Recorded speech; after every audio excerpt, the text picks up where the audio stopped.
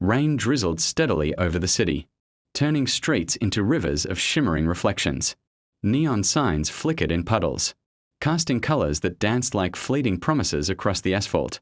Inside a small delivery van, the driver tightened their grip on the steering wheel, eyes darting between the road and a worn wristwatch.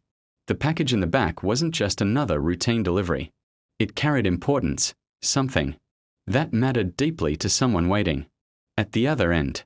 Every second that ticked away added weight to the driver's chest, a reminder that time was slipping fast and relentlessly.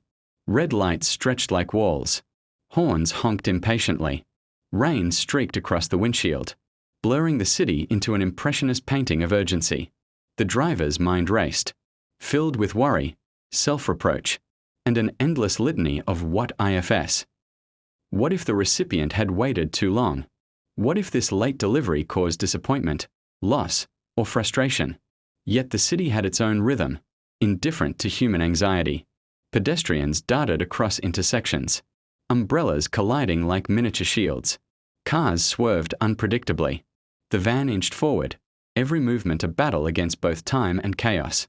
Finally, after navigating a labyrinth of streets, the driver arrived at a small apartment building tucked away on a quiet lane.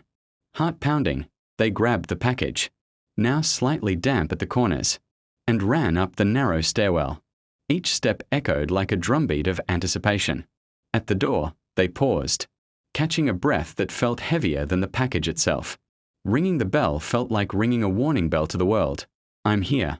But I was late. The door opened slowly. A tired face appeared, eyes wide with hope and relief. I thought it wouldn't make it, the resident murmured, voice trembling.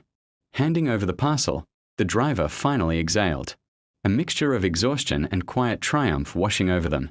In that moment, the lateness of the delivery didn't matter. It wasn't the traffic, the red lights, or the rain. It was the human connection, the relief, and the trust exchanged in a single small act. As the driver turned to leave, the recipient smiled, clutching the package like it was more than just a box.